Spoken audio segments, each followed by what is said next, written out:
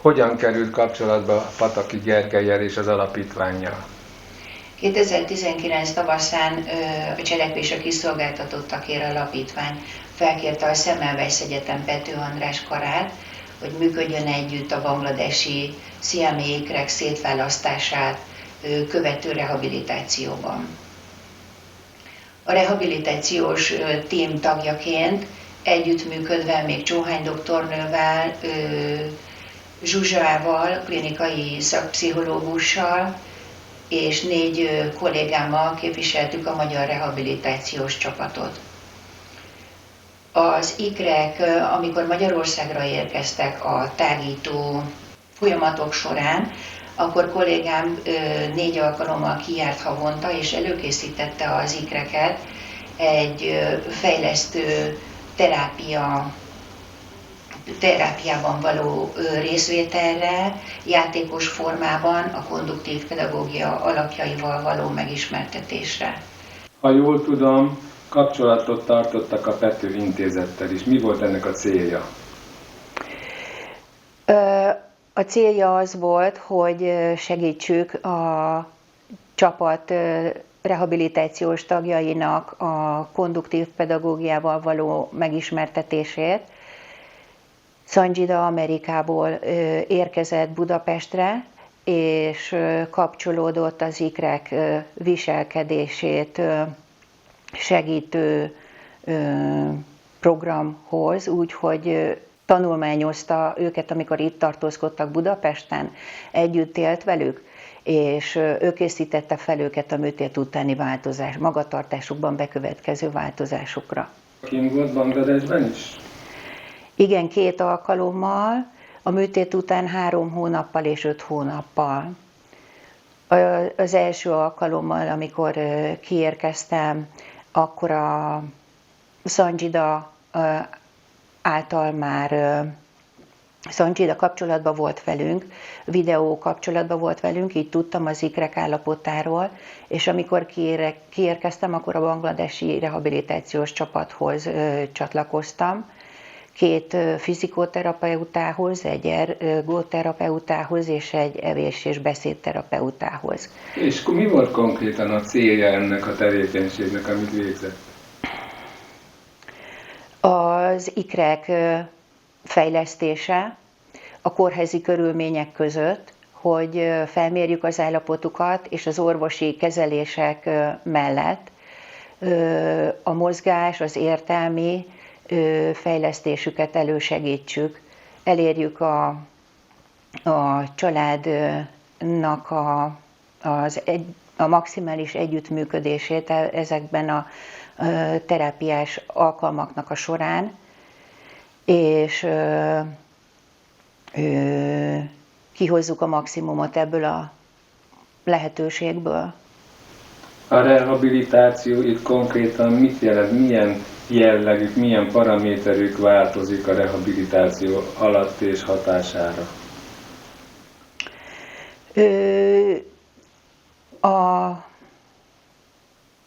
kinti kollégák a munkahelyükről eljöttek az ikrek kortermébe, és 1-1 órás fejlesztés alkalmával kilazították őket, és 1 órás programot biztosítottak számukra, Rukajának, a súlyosabb kislánynak a stimulálását, az étkezésre való szoktatását, az étkezéshez, nyelésre való stimulálását elősegítően anyukával együttműködve végezték a fejlesztéseket, hiszen Rukajának orszondája volt ebben az első időszakban, és nagyon nehéz volt az ő mindennapos etetése, táplálása. A gyógytornászok pedig passzívan kimozgatták, az is egy nagyon fontos feladat volt, a feszes izomtónusú gyermeket, Rukaját. Délelőtt, délután voltak foglalkozások, én pedig ebbe kapcsolódtam be, mint egy állandóan ott a családdal együtt élő, egy másik korteremben együtt lakó szakember, felmértem a gyerekeket, és amelyik területet ők nem érintették, nem foglalkoztak vele, én azokat a területeket egészítettem ki. Elképzelhető az, hogy ilyen agyi műtétek során elfelejtik a gyerekek azt a funkciót, amit korábban már tudtak? Sajnos igen, ez egy nagyon komoly beavatkozás volt. Itt azzal kezdtünk, hogy felmértük a gyerekek tudását, hiszen a speciális helyzetüknél fogva, összenövésük miatt nem úgy működtek, nem úgy mozogtak, nem olyan tapasztalatokra tudtak szert tenni, ami egy átlag normál mozgású gyerek mindennapjait kiegészítik, és a hiányosságok fejlesztésére törekedtünk. Én a Rabejánál a nagy mozgások kialakítására, helyváltoztatásokra, hiszen most a műtét után önállóvá vált, egyedül mozgott, nem voltak ilyen irányú ismeretei, a kollégáim pozícionálták, én pedig felépítettem azt a mozgássort, ahogy az ágyonülésből el tud jutni oda, ahová önállóan szeretne, a játékához, a testvéréhez, fel tudjon állni, biztonságos körülményeket teremteni a korteremben, hogy ebben a helyzetben, amikor még nem voltak teljesen biztonságos állapotban, mert a teljes végleges koponyazárásuk nem történt meg, ebben az állapotban kellett őket fejleszteni, és nagyon vigyázni kellett a mozgásfejlesztések során, hogy nehogy valamilyen baleset történjen velük. Egyensúlyzavarok is beálltak emiatt a műtét miatt? Igen, egyensúly problémák is előfordultak, a testképüket ki kellett alakítani, hiszen eddig együtt voltak, most pedig külön egy testben egy teljesen másik statikai állapottal, megváltozott állapottal került szembe Rabeja. Rukaja pedig, amikor kiérkeztem, akkor nagyon sírós állapotban volt általában, nehéz volt megnyugtatni. Az anyukával elbeszélgettem, és láttam, hogy nagyon keresi azt a módot, ahogy kapcsolatba tud vele lépni, meg tudja nyugtatni. Ő egy külön korteremben volt, és ott az ápolók segítették Rukaja gondozását.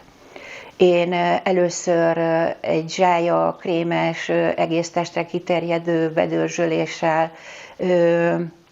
kezdtem a napját Rukajának, amelyik nagyon jó hatással volt rá, ellazult, sokkal kevesebbet sírt, figyelt, megnyugodott, és többet aludt, kipihenté vált, ezáltal az anyuka is nyugodtabb lett, könnyebben tudott a család többi tagjával foglalkozni, hiszen a család ellátása ugyanúgy a feladata volt a rehabilitációs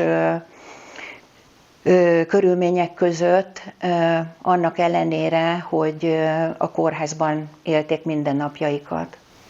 Elképzelhető, hogy ez a sírás ez azért volt, mert már feldolgozta, vagy felfogta, hogy megtörtént a műtét, és ő nem annyira egészséges, mint a testvére? Ezt nehéz megállapítani. Egy kómából ébredező állapotban volt, amikor először kiérkeztem. Segítette munkámat Csohány Ágnes, aki meghívott a Betesda kórházba, és hasonló állapotú gyereknek a stimulálását megmutatta nekem, és amikor kiértem, akkor ezeket a stimulálásokat én konzultálva a kinti kollégáimmal együtt elkezdtem és alkalmaztam. Ez a fényterápia volt, a bazális stimulációk, a taktilis ingerlések, és ezeket közösen alkalmaztuk a fejlesztések során. Ezek hatottak is, medencét hoztunk be, a vizes terápiát elkezdtük, ez is nagyon jó hatással volt, stimulálta a Rukaját,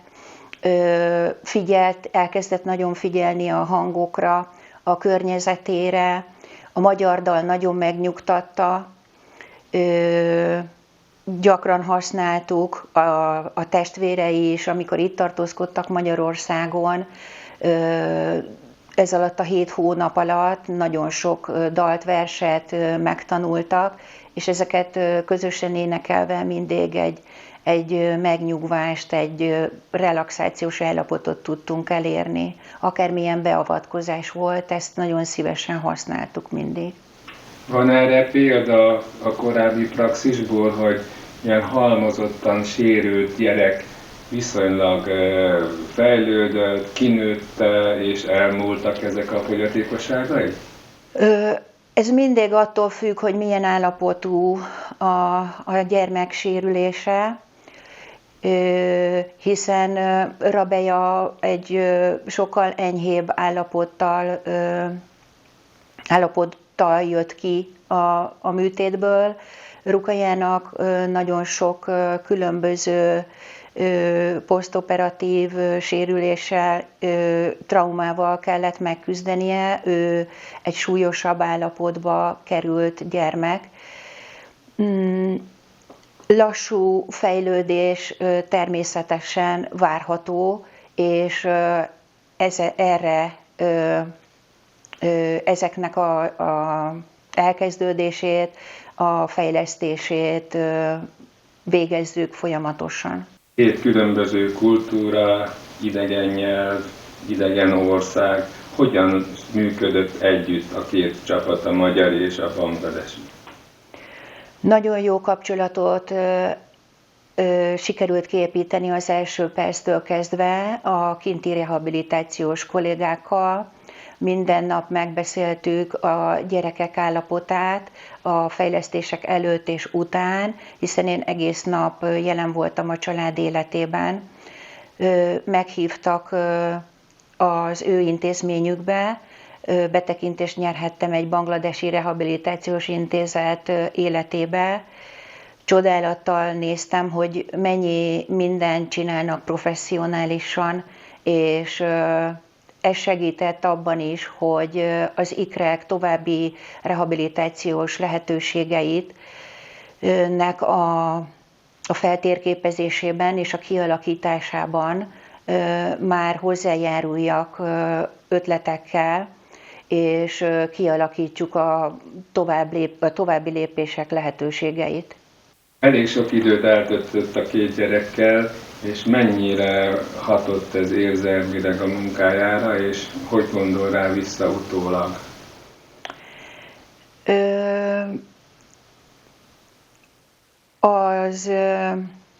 Az maradt meg bennem, és nagyon sokat gondolok rájuk, és minden páciensem, amikor ilyen intenzív